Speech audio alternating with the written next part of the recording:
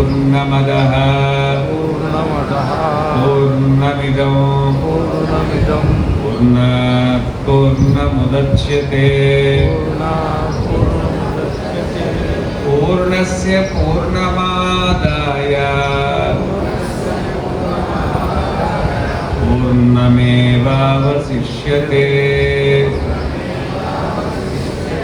ओम शांति शांति शांति।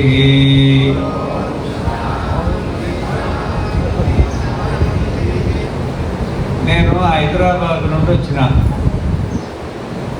3 రోజులు ఉండడానికి వచ్చిన.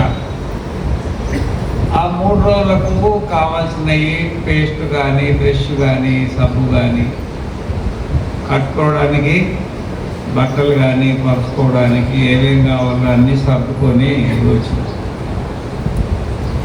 మీరు వేరే ఊరు నుండి వచ్చే వాళ్ళు కూడా మీరు కూడా 1-2 రోజులు ఉండే వాళ్ళకి సర్దుకొని వచ్చిండ్రా రాలేదా? వచ్చిందన్నమాట. ఇప్పుడు ఎట్లా వచ్చినాం? కూర్చోప్పుడు కూడా గట్లే సర్దుకొనే వస్తున్నాం. ఎవరి సామాన్లు వాళ్ళు సర్దుకొనే ఇంటికి వచ్చేవారు అనమాట. దాన్ని విపాకం అంటారు. జాతి ఆయుర్భోగా, ఏ జాతిలో పుట్టాలా, ఎవరెవరితో సుఖ దుఃఖాలు అనుభవించాలా, ఎవరితోటి ఎంతకాలం బతకాలా అనేది ముందే మన కర్మను అంటే మన బ్యాగును మనం సర్దుకొనే వచ్చినాం అన్నమాట. మళ్ళీ పోయేప్పుడు కూడా ఎవరి బ్యాగ్ వాళ్ళు సర్దుకొనే పోవాలా పోవద్దా? సరే నేను ఇడికి నిర్మల్కు రావాలనుకొని సర్దుకొని వచ్చిన. మరి ఇక్కడ నుండి చచ్చిపోయినప్పుడు కూడా ఎక్కడికో ఒకప్పుడు పోవాలి, ఎక్కడికో పోవాలా పోవద్దా? పోవాలి. మనకి ఎన్ని లోకాలు ఉన్నాయంటే 2 లోకాలు ఉన్నాయి. ఒకటి ఈ జన్మ, ఇంకొకటి రాబోయే జన్మ. ఈ 14 లోకాలలో పోలేం. ఉండేది ఈ లోకం అంటే ఈ జన్మ. మళ్ళీ చచ్చిన తర్వాత ఇంకొక జన్మ. ఇక ఆ జన్మ ఎక్కడ వస్తే అక్కడ 2 లోకాలు మనకు ఉండేటివి. ఇక ఈ లోకమేమో ఇక్కడ కూర్చున్న వాళ్ళకి చాలా వరకు ఈ లోకం దగ్గర పడదు కొంతమందికి. ఇక కొంతమందికి ఏమో ఇంకా కొంచెం టైం ఉంది. కానీ ఈ లోకం నుండి పోయేది మాత్రము గ్యారంటీ. స్వామి అన్నారు అనమాట సన్యాసం అని. ఇప్పుడు స్వామి సన్యాసం తీసుకున్నాడు, నేను సన్యాసం తీసుకున్నా. మరి ఇంకెవరెవరు తీసుకున్నారో తెలియదు. మరి మీ దాంట్లో ఎంతమంది సన్యాసం తీసుకోవాలనుకున్నారో చేతులు ఎత్తండి. సన్యాసం తీసుకోవాలని. సన్యాసం అంటే భయం సన్యాసం. కానీ సన్యాసం తీసుకోక తప్పదు. సన్యాసం తీసుకోక తప్పదు అన్నమాట. ఏదో ఒక రోజు సన్యాసము తీసుకోవాల్సిందే. మరి ఏదో ఒక రోజు సన్యాసం తీసుకోవాలన్నది ముందు తీసుకుంటే ఏమవుతుంది? సన్యాసం ఇచ్చేది ఇద్దరు. మర్యాదకు తీసుకుంటే గురువు ఇస్తాడు. మర్యాద తప్పితే ఎవరిస్తారు? యమధర్మరాజు ఇస్తాడు. అర్థమైందా? ఆ మర్యాదలో ఉండి బ్రహ్మచర్యాత్ గ్రహాత్ వనాత్ వా యదహరేవ విరజేత్ తదహరేవ ప్రవ్రజేత్. ఇప్పుడు మీ ఊళ్ళో మీరు ఎద్దులను చూసినరా? ఎద్దులు బర్రెలను చూసినరా? దున్నపోతులను చూసినరా? కోళ్ళు కుక్కలు కొంగలను చూసినరా? ఈ వాటిలో ఏదన్నా ఒకటి సన్యాసం తీసుకోక చూసినరా మీరు? ఏది చూడలేదా? సరే మనం కూడా సన్యాసం తీసుకోలేదు అనుకో. మనం కూడా సన్యాసం తీసుకోలేదు అనుకుంటే మనం వాటితో సమానం అవుతామా, వాటికంటే భిన్నం అవుతామా చెప్పండి? వాటితో సమానం అవుతాం. వాటితో సమానం పశువులతో మేము సమానం ఉండాలా, మేము పశువులమే అని అనుకున్న వాళ్ళు చేతులు ఎత్తండి.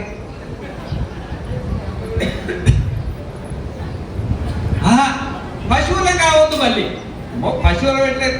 కానీ పశువుల ఆచరణకు భిన్నంగా ఏం ఆచరణ లేదు. ఆహార నిద్ర భయమైథునాని సామాన్యమేతత్ పశుభిర్ నరాణాం జ్ఞానం నరాణాం అధికో విశేష జ్ఞానేన హీన పశుభిః సమానః. ఆహారము, నిద్ర, భయము, మైథునము పశువులకు ఉంటాయి, మనకు కూడా ఉంటుంది. కానీ పశువులకు లేనిది మనకు ఉన్నది ఏంటంటే జ్ఞానం సంపాదించుకోవడానికి మనకు అవకాశం ఉన్నది, వాటికి జ్ఞానం సంపాదించుకోవడానికి అవకాశము లేదు. ఏమి జ్ఞానం అది?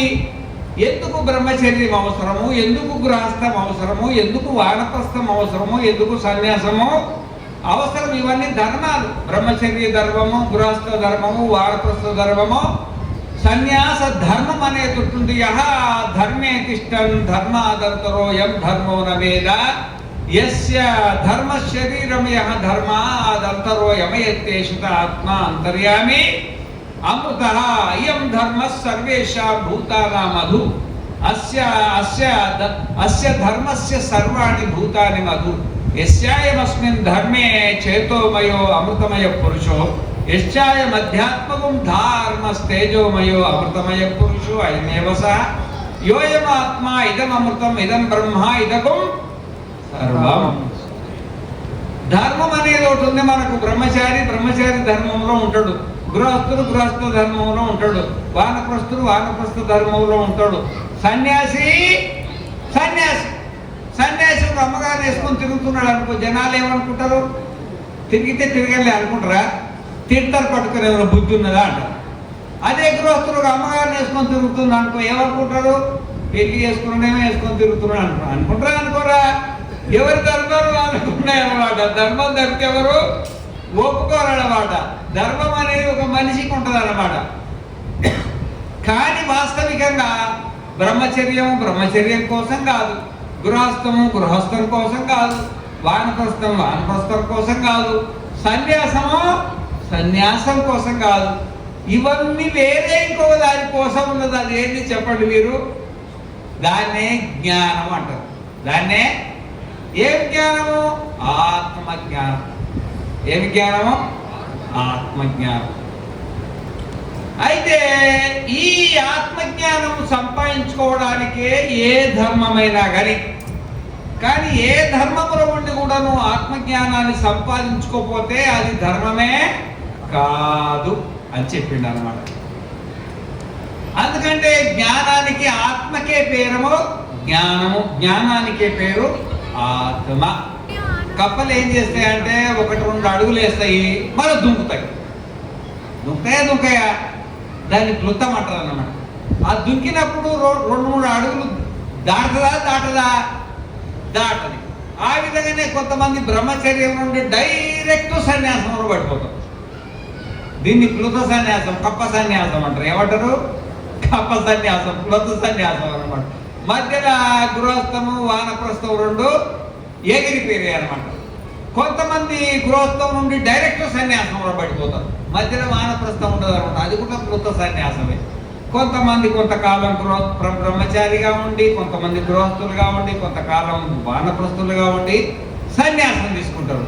దీన్ని ఏమంటారు అంటే క్రమ సన్యాసం. ఏమిటైతే చీమ ఉంటుంది కదా, చీమే కాలు తర్వాత కాలు, కాలు తర్వాత కాలు, కాలు తర్వాత కాలు వేసుకుంటూ నడిచినట్టుగా వీడు ఒక కాలేమో బ్రహ్మచర్యము, ఒక కాలేమో గృహస్థము, ఒక కాలేమో వానప్రస్థం, ఇంకొక కాలేమో సన్యాసం అన్నమాట. దీన్ని క్రమంగా దాటుకుంటూ పోతా కాబట్టి క్రమ సన్యాసము అని. మీకు ఏ సన్యాసం ఇష్టం చెప్పండి? ఈ స్వామి నోరెత్తితే మమ్మల్ని ఈడ సన్యాసం తీసుకోవాలని జబర్దస్తి చేసుకున్నాడు,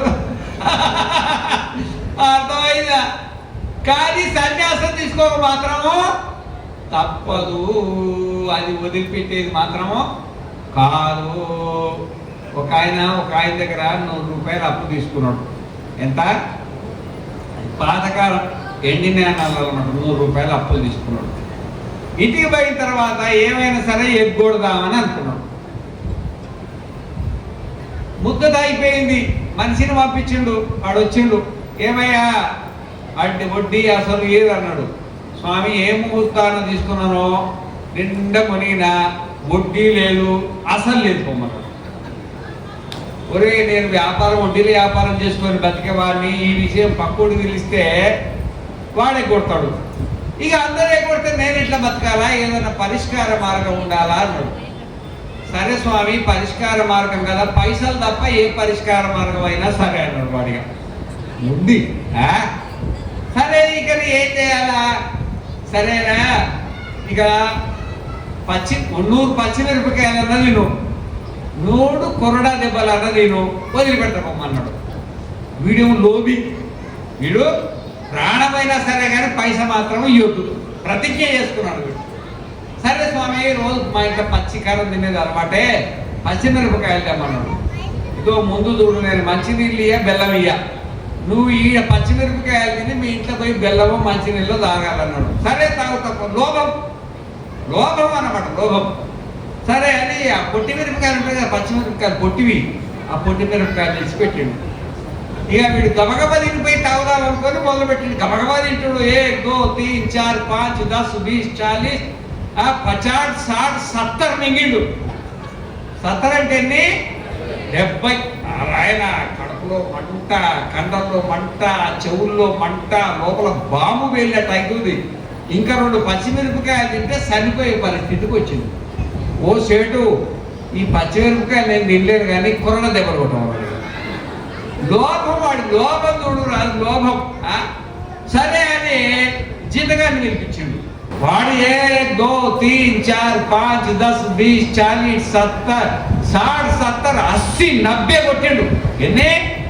90. ఇంకొక దెబ్బ కొడితే చచ్చిపోయే పరిస్థితికి వచ్చిండు వీడిగా. వీడు ఇట్లాంటి సేటం తెలుసంట. ఆ వడ్డీ అసలు ముందు గుడ్లు కట్టుకొని వచ్చిండు కనబడకుండా. ఓ సేటు నీ పచ్చిమిరపకాయలు వద్దు, నీ కురడా దెబ్బలు వద్దు, తీసుకో నీ 100 రూపాయలు వడ్డీ మొత్తం తీసుకోవని ఇచ్చేసినాడు. అదే ముందిస్తే ఏమవుతుంది? అది ఇచ్చేది ముందిస్తే ఆ పచ్చిమిరపకాయల మట్టు తగ్గేదిగా, ఆ కురడా దెబ్బలు తగ్గేదిగా. ఎట్లా వదలక తప్పదమ్మా. కొడుకులు అంటుంటే పచ్చిమిరపకాయలు తిన్నట్టుంటుంది, కోడళ్ళు అంటుంటే కొరడా దెబ్బలు కొట్టినట్టుంటుంది.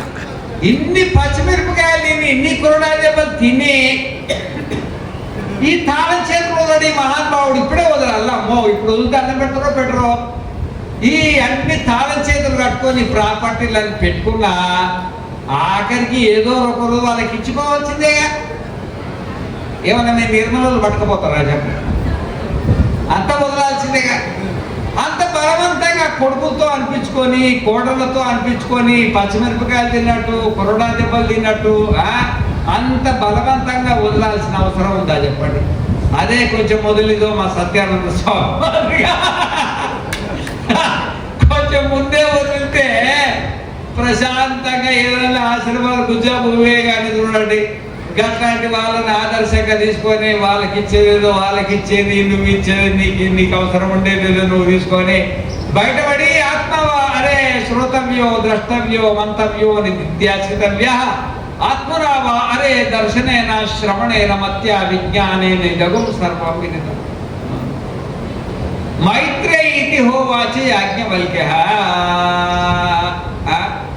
అరే అహమస్మాత్ స్థానాదస్మి అంతత అనయా కాత్యాయన్యాంతం కరవాణీతి సాహోవాచ మైత్రేయీ అన్నుభవో ఇయం పృథివీ సర్వా విత్తేన పూర్ణా స్యాత్ కిమహం తేన అమృతా స్యాత్.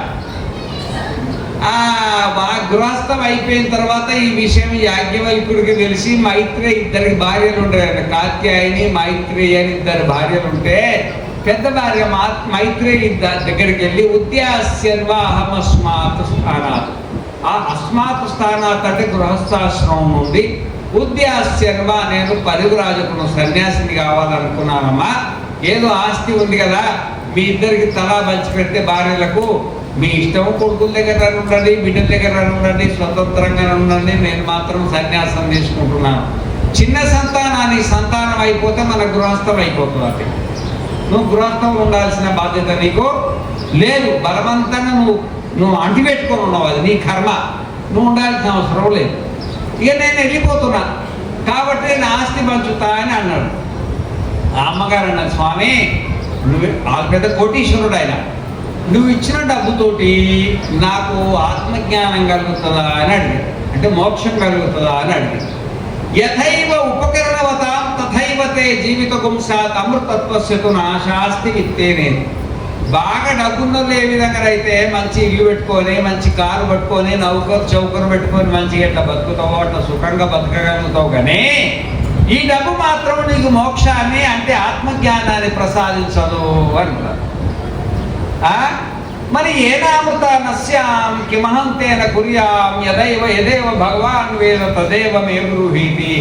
ఈ ఆత్మజ్ఞానాన్ని ఏంది, ఈ డబ్బు ఏం స్వామి ఇంకేం అనుభవిస్తా, నాది కూడా గృహస్థం అయిపోయింది కదా, ఈ డబ్బు ఏం చేస్తా, ఇస్తామేమో డబ్బు ఎక్కడికి పోతుంది. కానీ మరి నువ్వు దేనికోసం సన్యాసం తీసుకుంటున్నావో ఆత్మజ్ఞానం నీకు తెలుసు, ఆత్మజ్ఞానం నాకు ఉపదేశిస్తే నువ్వు సన్యాసం తీసుకొని ఆత్మజ్ఞానంలో ఉండు, నేను ఇక్కడే ఉండి ఆత్మజ్ఞానం ఉంటే గృహస్థం. మరి అమ్మగారులకి అడవుల్లో మీరు ఎడగొత్తరు పోరు కదా, కాబట్టి నీకు తెలిసిన ఆత్మవిద్య నాకు తెలుసు చెప్పమంట. నీకు తెలిసిన ఆత్మవిద్య నాకు చెప్పు, నేను ఇంట్లో ఉండి నేను ఆత్మజ్ఞానాన్ని పొందుతా అంటే ఆయన చాలా సంతోషపడి ఆ ఆత్మ అరే శ్రోతవ్యో ద్రష్టవ్యో మంతవ్యో నిధిధ్యాసితవ్య మైత్రేయి ఆత్మనావా అరే దర్శనైన శ్రవణైన మధ్య విజ్ఞానైన ఇదం సర్వం విదితం. ఒక ఆత్మజ్ఞానం కలిగితే ఈ మొత్తం ప్రపంచ జ్ఞానం అంతా కలుగుతుంది. నువ్వు ఇట్లాంటి భార్య నాకు దొరకడం చాలా సంతోషము, అడగడం మరీ సంతోషము, రా నీకు నేను ఉపదేశిస్తా అని ఆయన అమ్మగారికి ఆత్మజ్ఞానం ఉపదేశిస్తారు అన్నమాట. ఆ ఉపదేశ క్రమం లోపట, ఆ ఉపదేశం చేసే క్రమం లోపట ఇంతకుముందు జరిగిన సంఘటనలు, ఇంతకుముందు జరిగినటువంటి సంవాదాలు ఆ అమ్మగారికి ఉపదేశిస్తుంటారన్నమాట. దాంట్లో జనకుడి యాజ్ఞవల్కుడి సంవాదం ఒకటి ఉంది. జనకుడి దగ్గరికి యాజ్ఞవల్కుడు పోతాడు. యాజ్ఞవల్కుడు పోతే మరి ఆ ఇద్దరి మధ్యలో సంవాదం జరుగుతుందన్నమాట. సంవాదం జరుగుతుంది. ఇంతకుముందు బాగా జరిగిన తర్వాత ఈయన మంచి బ్రహ్మజ్ఞానే, బరువులు ఎత్తేవాడు కాదు, బరువులు దించేవాడు. గురువు ఎవరంటే బరువులు ఎత్తేవాడు కాదు, బరువులు అదోటి ఇదోటి తీసుకురా, ఆ చెందాలి ఈ చెందాలి, ఆ దక్షిణలు పెట్టి ఈ దక్షిణలు పెట్టు అని గృహస్థులను దోసుకొని పోతారు. దోసుకొని పోయే గురువు కాడనమాట. అజ్ఞానాన్ని బరువులు దించే గురువే కానీ బరువు ఎత్తే గురువు కాడు అని తెలుసుకొని జనకో వైదేహ కూర్చాదు ఉపవసర్పం రువాచ నమస్తేస్తు యాజ్ఞవల్క్య అనుమాషాదీతి సహోవాచ యథా వై సమ్రాణ్ మహాంతం అధ్వానమేషన్ రథం వా నామం వా సమాదధీత ఏమేవ వృందారక ఆడ్యస్స నదీత వేద ఉత్కోపనిషత్కః ఇతో విముచ్యమానః క్వ భవిష్యసి నాహం భగవాన్ తద్వేద ఎత్ర గమిష్యామి అథవైతేహం తద్వదిష్యామి ఎత్ర గమిష్యసి ఇది బ్రవీతి భగవాన్.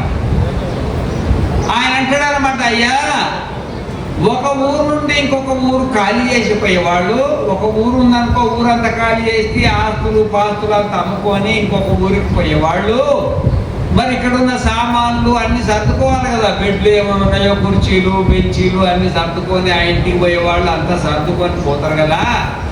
ఆ విధంగానే నువ్వు ఎన్నో యజ్ఞాలు చేసినాడు, పెద్ద పెద్ద యజ్ఞాలు చేసినాడు. ఎందుకంటే యజ్ఞం అనేది ఒక పరికర్మ, దానం అనేది ఒక పరికర్మ, తపస్సు అనేది ఒక పరికర్మ. మరి ఈ జన్మ నుండి మనం ఖాళీ చేసి ఇంకొక జన్మకి వెళ్తాం కదా. ఇది ఇల్లమ్మా, దీన్ని ఏమంటారు, దీన్ని ఇల్లు. ఈ ఇంట్లో నువ్వు ఉండవు, ఈ ఇల్లు ఖాళీ చేయాలి, ఈ ఇల్లు ఖాళీ చేయాలి. ఏదో ఒక రోజు ఖాళీ చేయాల్సిందే. మీ ఊళ్ళో ఎంతమంది ఖాళీ చేసిపోయి ఉంటారు కదా. ఇక మన నెంబర్ కూడా ఉంది, డేట్ తెలియదు అంతే. ఈ ఖాళీ చేసిపోతాం, ఖాళీ చేసి ఏడిపోతాం, ఇంకో శరీరంలోకి ప్రవేశిస్తాం, ఇంకో ఇంట్లోకి ప్రవేశిస్తాం. మరి ఇంట్లోకి ప్రవేశించిన ఉత్త చదువుతో పోతావా నువ్వు? ఏదన్నా తీసుకొని పోవాలి కదా. వృందారక ఆడ్య సన్ అధీత వేద ఉత్కోపనిషత్కః ఇదో విముచ్యమానః క్వ గమిష్యతి. ఓ జనక మహర్షి, ఎన్నో యజ్ఞాలు చేసినావు, ఎన్నో దానాలు చేసినావు. ఆయనకు మొత్తం 7 మంది గురువులు. ఎంతమంది? 7 మంది. ఒక్కొక్క గురువు వచ్చి ఒకటొకటి ఉపదేశం చేసిండు. ఒక ఆయన కర్మ గురువు, ఒక ఆయన భక్తి గురువు, ఒక ఆయన జ్ఞానం గురువు. అందరు కావాలి కదా. కర్మ చేయించడానికి నేను చేయిస్తాను. ఆడ కూర్చొని ఇప్పుడు ఆడ ప్రతిష్ట కార్యక్రమాలంతా చేస్తుంటా అయ్యవారు, నేను చేయిస్తానా? దానికో గురువు కావాలా? భక్తి నేర్పాలా? భక్తికో గురువు కావాలా? గిట్లా గొట్టు పెట్టాలా, గిట్లా కట్టు కట్టాలా, గిట్లా కూర్చోవాలా, గిట్లా ఆచరణం చేయాలా, గిట్లా షోడశోపచార పూజ చేయాలా? దీన్ని భక్తి అంటారు. నేర్పడానికో భక్తి గురువు కావాలా? తర్వాత జ్ఞాన గురువు, అదే నువ్వే దేవుడు అని చెప్పేవాడు జ్ఞాన గురువు కావాలన్నమాట.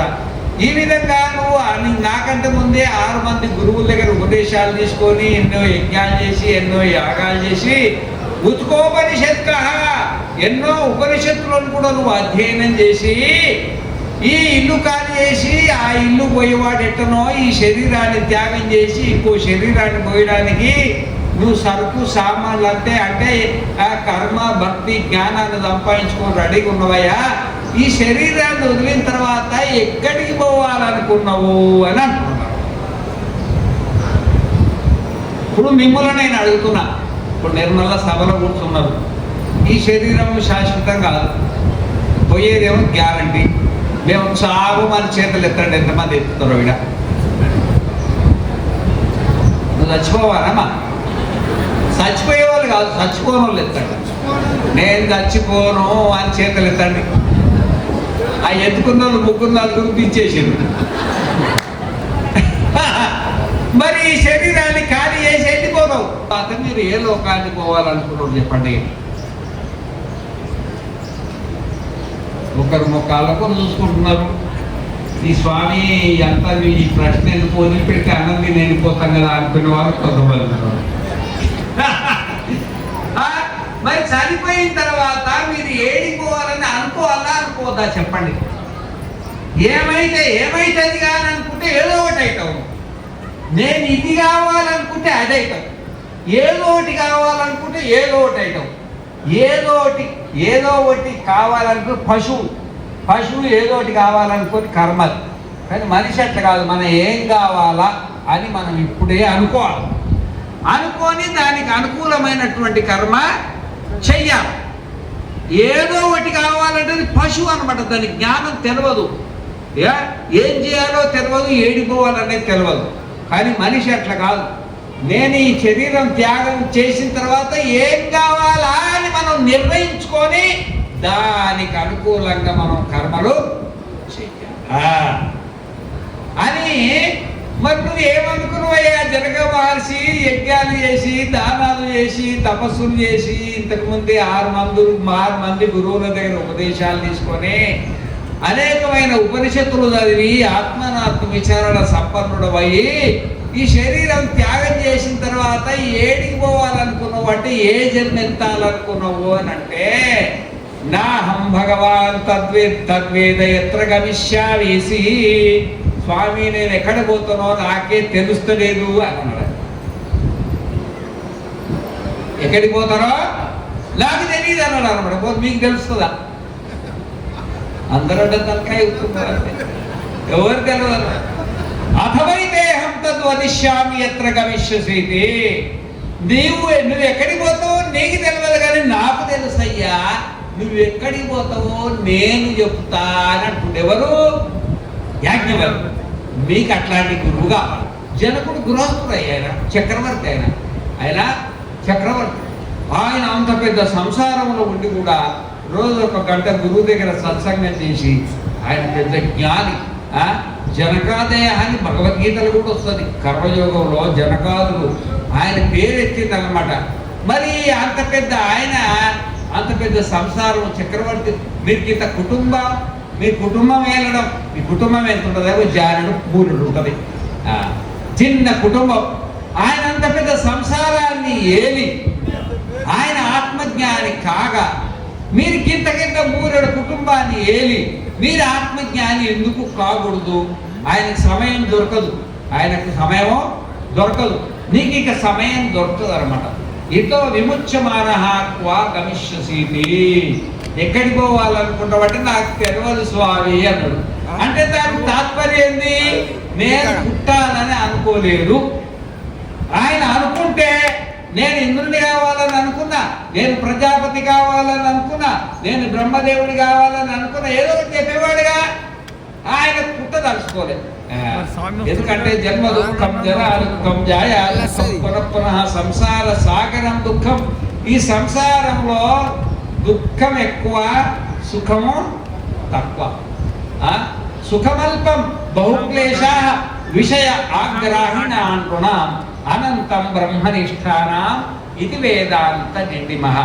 ఈ ప్రపంచంలో సుఖము తక్కువ ఉంటుందంట, దుఃఖము ఎక్కువ ఉంటుందంట. మీరంతా సంసారంలో, మేము కూడా సంసారంలో ఉన్నాం అనుకోండి, సంసారం లేకపోతే ఏడిపోయినా కానీ ఈ సంసారంలో మీరు అనుభవించిన దాంట్లో ఇడ మిమ్మల్ని నేను అడుగుతున్నా, మీ సంసారంలో సుఖం ఎక్కువ ఉందా, దుఃఖం ఎక్కువ ఉందా చెప్పండి. దుఃఖం ఎక్కువ ఉన్నది అన్నోళ్ళు చేతులు ఎత్తండి.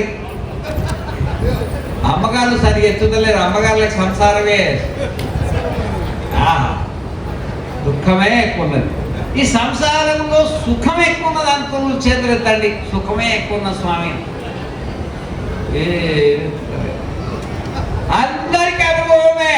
ఈ సంసారంలో దుఃఖం ఎక్కువ, సుఖము తక్కువ. కాబట్టి ఇట్లాంటి సంసారం వల్ల అవసరం కాబట్టి అథవైతేహం తద్వదిష్యామి ఎత్ర గమిష్యసి. కాబట్టి మనము అసంసారులం కానీ సంసారులైన, మనం వాస్తవికంగా అసంసారులం, మనం సంసారులం కాదు కానీ సంసారివైతే. ఎట్లయినవు తెలవకైనా, ఎట్లయినామంటే తెలవకైపోయినాం. ఆ తెలవక కావడం పేరే కారణ శరీరం అంటారు. ఆ తెలవక అయిన దాని పేరే అజ్ఞానం అంటారు. దానికి ఆ ఆత్మజ్ఞానాన్ని మనం తెలుసుకోవాలనే విషయంలో జ్యోతిర్బ్రాహ్మణం అని ఒకటి ఉంది. బృహదారణ్యోపనిషత్తులో జ్యోతి అంటే ఏంటిది, జ్యోతి అంటే ఏంటిది, దానికి మరి జగకు వైదేహం యాజ్ఞవల్క్యో జగామ సమయనే నా వదిష్యతైతి అథాయ జనకశ్చ యాజ్ఞవల్క్యశ్చ అగ్నిహోత్రే సమోదాతే తస్మై యాజ్ఞవల్క్యో వరం దదౌ స కామప్రశ్నమేవ బౌరే తగ్హాస్వే దదౌ సగుణ సమ్రాడేవ పూర్వం ప్రచ్ఛ యాజ్ఞవల్క్య కిం జ్యోతిరేవాయం పురుషః ఇది. అయితే ఆయనకు యాజ్ఞవల్క్య జనకుడికి వరం ఉండింది. ఏదైనా వరం కోరుకోమని ఒకసారి అడిగిండు. అడిగితే ఇప్పుడు నాకు కోరికలు లేవు స్వామి, కోరిక కలిగినప్పుడు అడుగుతా అన్నాడు. ఇప్పుడు అడిగిండు ఆయన. ఏం అడిగిందంటే కిం జ్యోతిరేవాయం పురుషః. మనమంతా పురుషులమే కదా, మనం అందరం ఎవరము, అమ్మగారు మేము పురుషుల వెదక అవుతామని అనుకుంటున్నాం. పురం అంటే శరీరం అమ్మ. ఈ శరీరంలో మనం ఉండి బ్రహ్మచర్యమో, గృహస్థమో, వానప్రస్థమో, సన్యాసమో, ఉద్యోగము, వ్యాపారమో ఏదో చేస్తున్నాం మనం. ఈ శరీరాన్ని పురం అంటారు. ఈ శరీరంలో మనం నివసిస్తున్నాం కాబట్టి పురుషుడు అంటారు. ఇప్పుడు మీరు అందరూ శరీరంలో ఉండి వ్యవహారం చేస్తున్నారు కదా, మనం అందరం పురుషులమే. అయితే మరి ఈ పురుషుడికి జ్యోతి ఏది అని అడిగింది. జ్యోతి వ్యవహారం చేయాలి కదా, ఉద్యోగం చేయాలన్నా, వ్యాపారం చేయాలన్నా, సంసారం చేయాలన్నా, సన్యాసం చేయాలన్నా ఎంతురైతే ఉండాలి కదా.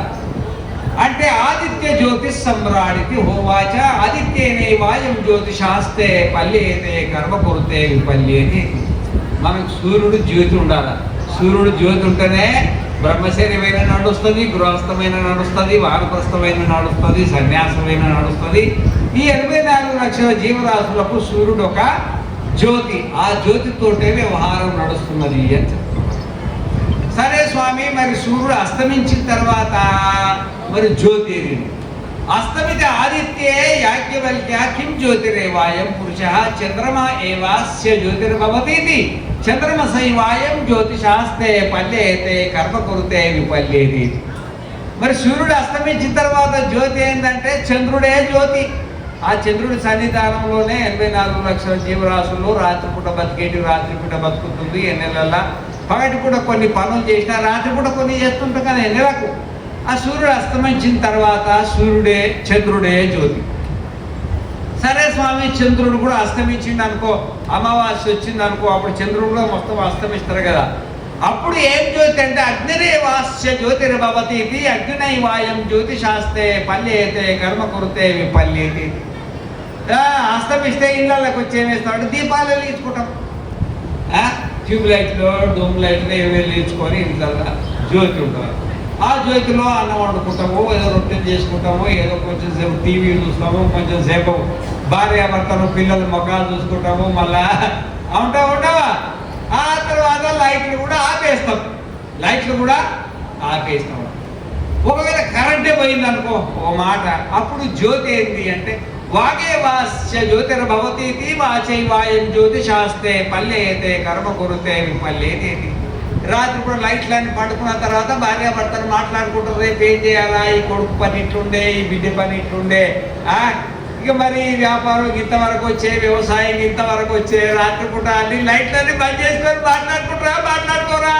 వాగే వాస్య అంటే వాక్కుతోటి కూడా జ్ఞానం కలుగుతున్నది. మరి వాగే వాస్య జ్యోతిర్భవతి తస్మాత్ వై సమ్రాట్ అభితే ఎత్ర స్వహ పాడిర్నవి నిర్జ్ఞాయతే ఎత్ర వాగుచ్చరతి ఉపైవ తత్ర నేతి. ఇట్లా మనుషులే కాదు, పశువులు కూడా ఏం చేస్తుంది అంటే, తల్లి బిడ్డ ఉందనుకో, తల్లి అంటే ఒక ఆవు ఉంది, ఆవు దూడ ఉంది.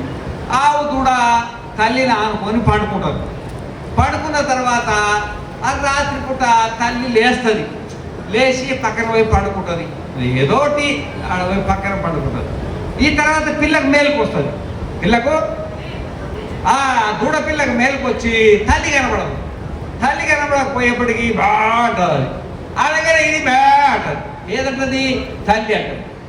ఆ మాటను పట్టుకొని ఆ తల్లి దగ్గరికి వస్తుంది. అది లేకపోతే ఆ తల్లి దగ్గర కన్నా పిల్ల పోతుంది, పిల్ల దగ్గర కన్నా తల్లి వస్తుంది. దేనితోటి? ఆ మాటతో అనమాట. దాని భాష దానికి ఉంటుంది అనమాట. బాగా సరే స్వామి, ఇంతవరకు బాగుంది. సూర్యుడు జ్యోతి, చంద్రుడు జ్యోతి, అగ్ని జ్యోతి, వాక్కు జ్యోతి. ఇంకొక మాట, అస్తమిత ఆదిత్యే యాజ్ఞవల్క్య చంద్రమస్య అస్తమితే శాంతే అగ్నౌ శాంతాయాం వాచి కిం జ్యోతిరేవాయం పురుష. ఇక పడుకొని నిద్రపోయినాం.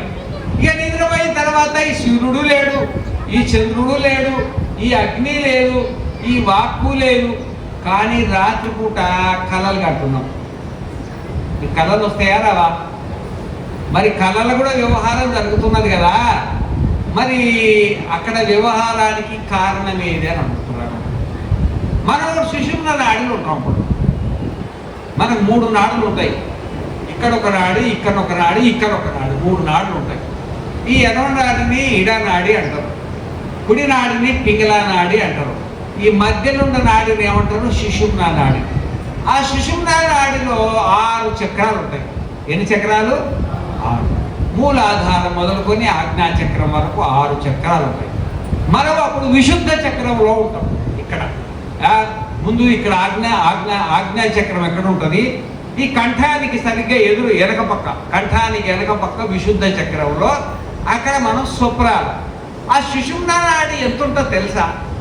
తావాస్యైతే హితానామ నాట్య యథా కేశ శాస్త్ರದ భిన్నస్తావదనిమ్నా తిష్టంతి శుక్లస్య నీలస్య పింగళస్య హరితస్య లోహితస్య పూర్ణ అతయత్రైనం ఘ్నంతి వా జినంతి వా హస్తి వా విచ్ఛాయతి గర్తమివ పతతి యదేవ జాగ్రత్తమయం భవతి తద్ అత్ర అవిద్యయా మన్యతే యత్ర దేవైవ రాజేవ అహమే వేదకం సర్వోస్మీతి మన్యతే సోస్య పరమో లోకః.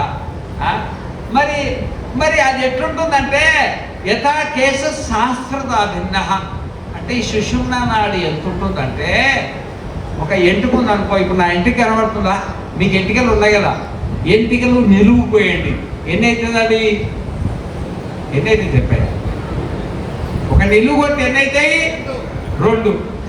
ఆ 2వ పచ్చను మళ్ళీ నిలువు పోయండి. ఎన్ని అవుతుంది? ఎన్నయ్యా? ఆ మిగిలిన మళ్ళొక నిలువు పోయండి. ఎన్ని అవుతాయి? అట్లా కోసుకుంటా 1000 గొయ్యి. ఎంత? 1000 కంటికి కనబడుతుందా?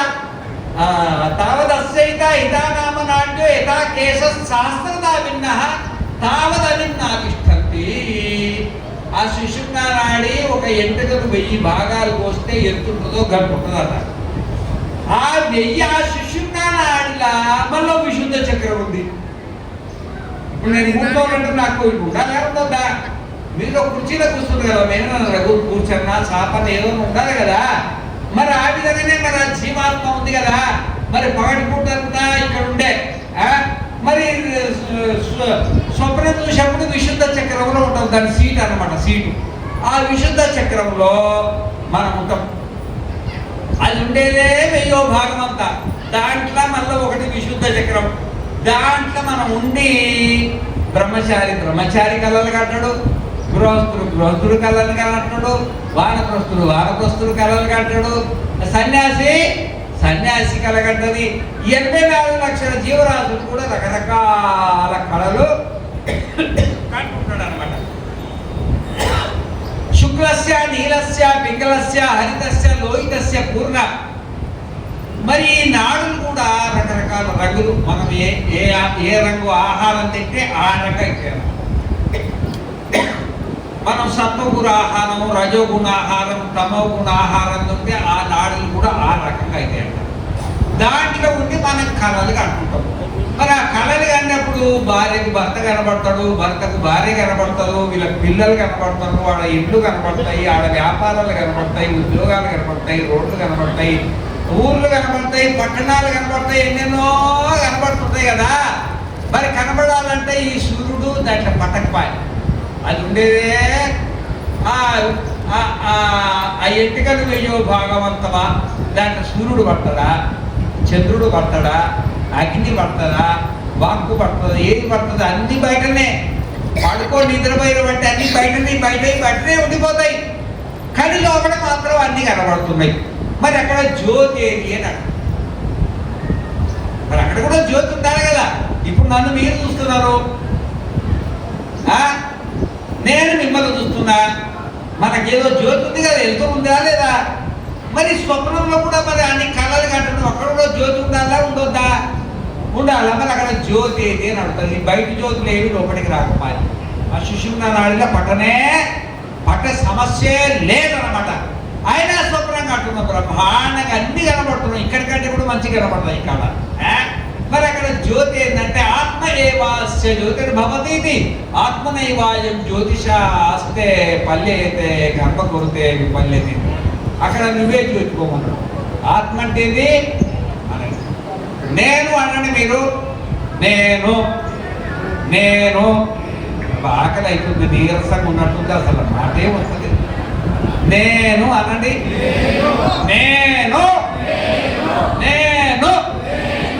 నేను అని తెలుగులో అంటున్నాం కదా. సంస్కృతంలో నేనంటే ఏంటి?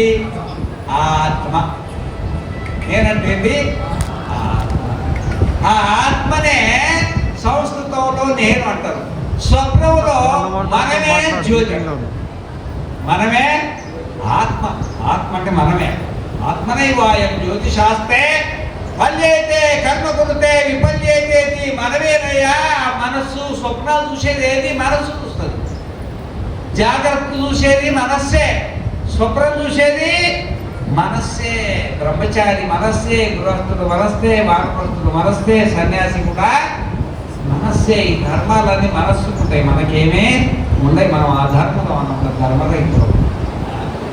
అయితే మరి స్వప్నం అనేది మరి స్వప్నం ఆ మనస్సు దేంతో చూస్తున్నది అంటే ఆత్మతోటి చూస్తున్నది. ఆత్మ లేకపోతే దానికి ధియో యోన ప్రచోదయా. మనం చెప్తాం కదా, మనం ఓం భూర్భువస్వః తత్సవితుర్వరేణ్యం భర్గో దేవస్య ధీమహి ధియో యోనః ప్రచోదయాత్. ఆ బుద్ధిని ప్రేరేపించేదేది? కేనేషితం పదవి ప్రేషితం మనః కేనేషితం వాచమిమాం వదంతి చక్షుశ్రోత్రం కౌదేవోయునక్తి. శ్రోత్రస్య శ్రోత్రం మనసో మనోయత్ వాచోహ వాచస ప్రాణస్య ప్రాణః చక్షుషక్షురతిముచ్య ధీరాః ప్రేత్యాస్మాన్ లోకాదమృతా భవంతి నా తత్ర చక్షుర్గచ్చతి న వా గచ్చతి నో మనో న విద్మో న విజానీమో యతైతదశిష్యాత్. మరి యచ్చక్షుషా న పశ్యతి ఏన చక్షుంషి పశ్యతి తదేవ బ్రహ్మ త్వం విద్ధి నేదం యదుముపాసతే. యత్ ప్రాణేన న ప్రాణితి ఏన ప్రాణ ప్రణీయతే తదేవ బ్రహ్మ త్వం విద్ధి నేదం ఉపాసతే యశ్రోత్రేణ న శృణోతి ఏన శ్రోత్రమిదకం శృతం తదేవ బ్రహ్మ త్వం విద్ధి నేదం వ్యతిదం ఉపాసతే యత్ ప్రాణేన న ప్రాణితి ఏన ప్రాణ ప్రణీయతే తదేవ బ్రహ్మ త్వం విద్ధి నేదం వ్యతిదం ఉపాసతే. ఒకదాని కాదు, ఎన్నింటిని ప్రేరణ చేసేది మనమే.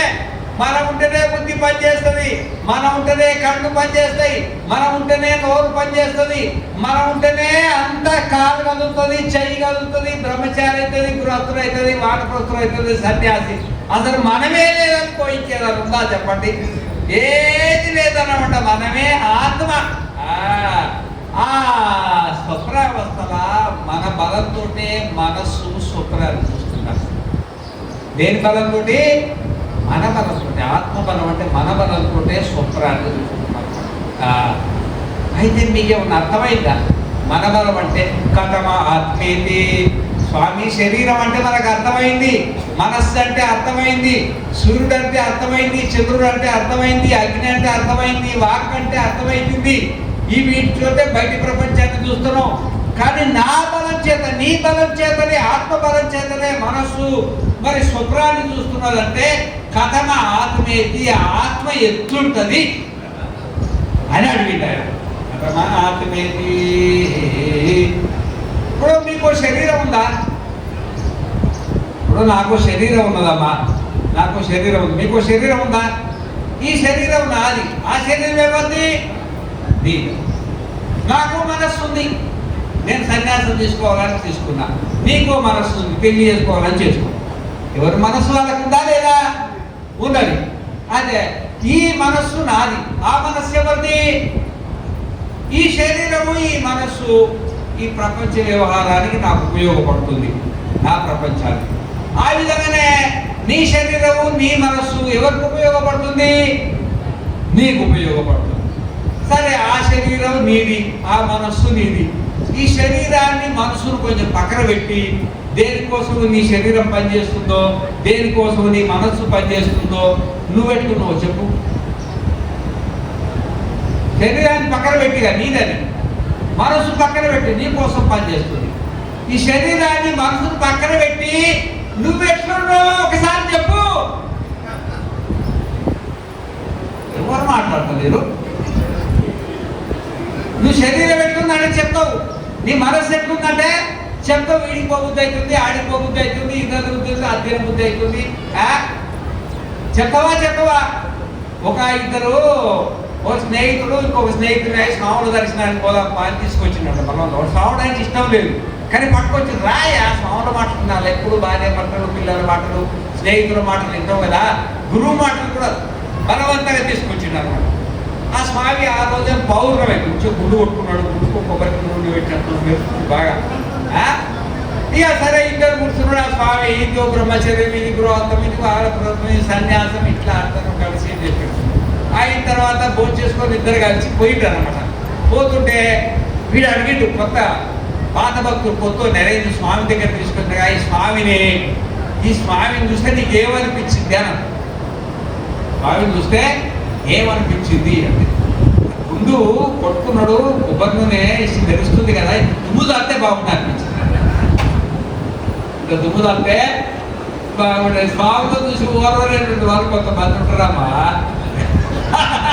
వాళ్ళు కొబ్బరి నూనె చూసుకున్నా వాడికి మంచిగా అనిపిస్తుంది అనమాట. నారాయణ అట్లా ఎట్లుంటుందంటే ప్రపంచం అట్లుంటుంది అనమాట. ప్రపంచము అట్లుంటుంది అనమాట. ఆ విధంగానే మీ మనస్సు ఎట్లుందంటే చెప్పొచ్చు, నా మనస్సు ఇట్లుంది, ఆ స్వామిని ఎట్లేదు దుమ్ముదలా అనిపించిందని వాడి మనసుకు వచ్చినట్టు చెప్పాడు. ఈ శరీరాన్ని, మనసును పక్కన పెట్టి నువ్వెట్టుకున్నావో చెప్పఒకసారి చెప్పు. చెప్తావా? ఎవరైనా చేయొద్దండి, చెప్పలేకపోతున్నాడు. ఈ చెప్పలేని పరిస్థితి మనకే కాదు, కుక్కలకున్నది, కోటకున్నది, ఎద్దులకున్నది, బర్రెకున్నది, బ్రహ్మదేవుడికి కూడా ఉన్నది. ఎవరికి? బ్రహ్మదేవుడి కూడా ఉంది. నేను ఎవరు అని చెప్పలేని పరిస్థితి నీకే కాదు, బ్రహ్మదేవుడికి. అతల వితల సుతల రసాతల తరాతల మహాతల పాతాల గోరు భువ సువర్ మహర్జన్య సత్య తపాలోకాలు 14 లోకాలు ఉన్నది. నేనెవరు అని చెప్పలేని పరిస్థితి. ఆ నేనెవరు అని తెలుసుకున్నవాడు, నేనెవరు అని చెప్పేవాడు వాడే గురురు బ్రహ్మ, గురురు విష్ణు, గురుర్దేవో మహేశ్వర, గురు సాక్షాత్ పరబ్రహ్మ, తస్మై శ్రీ గురవే నమః. ఇక్కడ శిష్యుడు ఎవరు అంటే జనక మహర్షి, గురువు ఎవరు అంటే యాజ్ఞవల్కుడు అన్నమాట. ఆ యాజ్ఞవల్కుడిని అడుగుతున్నాడు, కథమ ఆత్మేతి, ఈ శరీరం అంటే నాకు తెలుసు, ఈ మనస్సు అంటే నాకు తెలుసు, ఆత్మ అంటే నాకు తెలియదు మహారాజా. ఇప్పటి వరకు నేనెవరో నాకు తెలియదు, ఆత్మ అంటే నేనెవరో నాకు తెలుసు, నా శరీరం అంటే నాకు తెలుసు. పొద్దునే లేచి దీనికి స్నానం చేయిస్తా, దీనికి గుడ్డలు కడతా, దీని పౌడర్లు కొడతా, దీనికి బొట్లు పెడతా, దీనికి శృంగారం చేస్తా, ఏమి దీనికి ఇడ్లీలు పెడతా, దోశలు పెడతా, సాంబార్లు పెడతా, మోటార్ సైకిల్ ఎక్కిస్తా, కార్లు ఎక్కిస్తా, విమానాలు ఎక్కిస్తా, దీనికి మంచం వేస్తా, పరుపు వేస్తా, దిండ్లు వేస్తా, ఏసీలు పెడతా, డీసీలు పెడతా, పుట్టి నుండి సచ్చిన దాకా అన్నిటికంటే ఎక్కువ చూసుకునేది దీన్నే. భార్య వదిలిపెట్టిపోయినా ఇది వదిలిపెడుతుంది అవనల్ని, ఇది వదిలిపెట్టేది దీన్ని అంట చూసుకుంటాం అనమాట. ఈ శరీరం అంటే నాకు తెలుసు, ఈ మనస్సు అంటే నాకు తెలుసు స్వామి.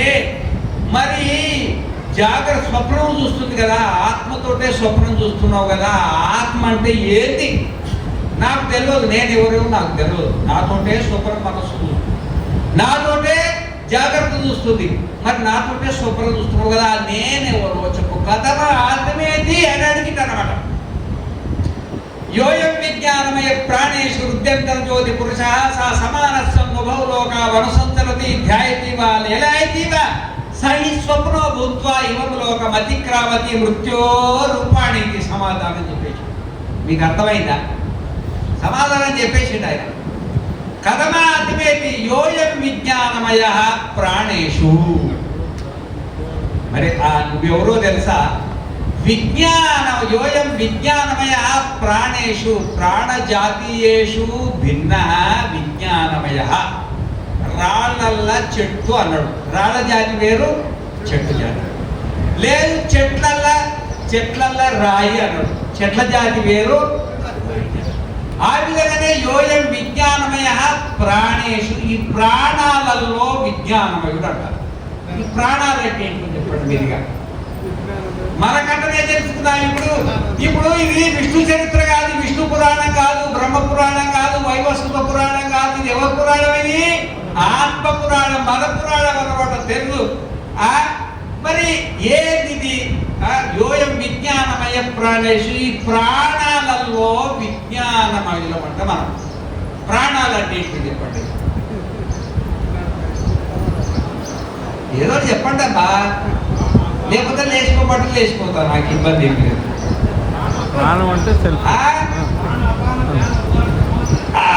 చెప్పాడు ప్రాణాపాన వ్యారోధాన సమాన నాగపూర్ణకృకల దేవతత్వ జనందయాఖ్య దశవాయవా. అవునేనా? ప్రాణాలు ఉప్పుపాలు. ముఖ్యమంత్రి కూడా ముఖ్యమంత్రి కదయా. ప్రాణాలు కానీ మనకు తెలిసినా ఇవే ప్రాణాలు. కానీ వేదంలో ప్రాణాలంటే జ్ఞానేంద్రియాలను కూడా ప్రాణాలే అంటారు, కర్మేంద్రియాలను కూడా ప్రాణాలే అంటారు, పంచ ప్రాణాలను కూడా ప్రాణాలే అంటారు, బుద్ధిని కూడా ప్రాణం అంటారు. ఆ బుద్ధి 4 రకాలు: మనస్సు, బుద్ధి, చిత్తము, అహంకారం కలిసి అంత దానికి ప్రాణం అని అనుకో. ప్రాణం మొత్తం మనకి ఎన్నైనాయి? 5 జ్ఞానేంద్రియాలు, 5 కర్మేంద్రియాలు. ఎన్నైనాయి? 10 ప్రాణాలు. 5 ప్రాణాలు ఎన్నైనాయి? 15. ఒక అంతఃకరణం బుద్ధి ఎన్నైనాయి? 16. కళాత్మక పురుష, పురుషుడికి ఎన్ని కళలు? 16. మనదే షోడశ కళాత్మక పురుషుడికి ఎక్కడో లేడు, ఇక్కడే ఉన్నాడు, ఈ శరీరంలో ఉన్నాడు, నువ్వే. మనకే 16 కళలు ఉన్నాయన్నమాట. ఈ 16టిని ప్రాణాలు అంటారు. ఈ 16టిని ఏమంటారు? ప్రాణాలు. పంచ జ్ఞానేంద్రియాలు, పంచ కర్మేంద్రియాలు, పంచ ప్రాణాలు, ఒక అంతఃకరణం. కొంతమంది బుద్ధి అన్నారు అనుకో, మనస్సు బుద్ధి 2 అన్నారు అనుకో, ఎన్నైతే 17 అంటే. ఎన్నైతే 17. ఈ 17టిని ప్రాణాలు అంటారు. ఈ ప్రాణాలలోనే ప్రాణజాతికి భిన్నమైన విజ్ఞానమయుడు అంటారు. విజ్ఞానమయుడు ఈ విజ్ఞానమయుడు అంటే ఏంది అంటే విజ్ఞాన ప్రాచుర్యుడు అని. ఇక్కడ మయట ప్రత్యయం ప్రయోగించుడు. మయట్ ఇప్పుడు బంగారుమయము అంటాం. బంగారుమయం అంటే ఏమన్నట్టు చెప్పండి. గుడి ఉందనుకో, బంగారం మెరుస్తుంది అనుకో, బంగారమయము అంటాం. బంగారమయం అంటే ఏంటంటే బంగారం పూత ఉందని, బంగారం కాదు. బంగారం ఉంటే బంగారమే అంటారు. బంగారం మయం అంటే లోపల ఉంది, బయట పూత వేరే ఉంది, దాన్ని బంగారమయం అంటారు. లోపల రాగి ఉంటుంది కదా, రాగి, ఆ రాగి మొత్తం ఆకారాలు చేసి దానికి పూస్తారన్నమాట. దాన్ని బంగారమయం అంటారు. అంటే లోపల ఉంటుంది, బయట ఉంటే దాన్ని బంగారమయం అంటారు. దాన్ని మైట్ ప్రత్యయం వికారం అనమాట. వికారార్థంలో మైట్ ప్రత్యయం ప్రయోగిస్తారన్నమాట. ఆ విధంగానే మరి ఇది కూడా ఏమన్నా వికారమా అంటే వికారం కాదు, విజ్ఞాన ప్రాచుర్యం.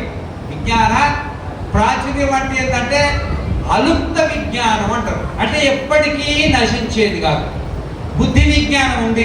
జాగ్రత్త కాలంలో బుద్ధికి జ్ఞానం ఉంటుంది, స్వప్నంలో బుద్ధికి జ్ఞానం ఉంటుంది. సుషుప్తిలో పోయేపటికి ఏమైతే దాని బుద్ధి అబుద్ధి అయిపోతుంది. కానీ అట్లాంటిది మనకి లేదు. ఎప్పటికీ మనస్సు ఉండని ఉండకపోని, జాగ్రత్త ఉండని, స్వప్నం ఉండని, సుషుప్తి ఉండని, అవి ఉండని ఉండకపోని, మన జ్ఞానం మాత్రం ఎప్పటికి ఉంటుంది. కాబట్టి ఇక్కడ జ్ఞాన ప్రాచుర్యము అంటారు. విజ్ఞానమయ అంటే బుద్ధి ఉన్నా బుద్ధి లేకపోయినా మనం ఉంటాం, మనస్సున్నా మనస్సు లేకపోయినా మనం ఉంటాం, ప్రాణాలున్నా ప్రాణాలు లేకపోయినా. ఈ షోడశ కళలు ఎంతసేపు ఉంటాయి చెప్పండి. అవి ఏపడి నీకు పంచ జ్ఞానేంద్రియాలు, పంచ కర్మేంద్రియాలు, పంచ ప్రాణాలు, ఒక మనస్సు బుద్ధి, మొత్తం 17 అనుకో. ఈ 17 ఎంతకాలం ఉంటుంది ఏపడి చెప్పండి.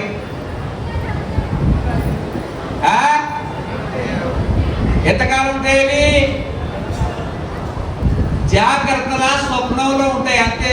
రోజు 2 కాలాలు ఉంటాయి. జాగ్రత్త కాలం, సుషుప్తి పోయేపటికి అన్నిటికీ ఉంటాయి.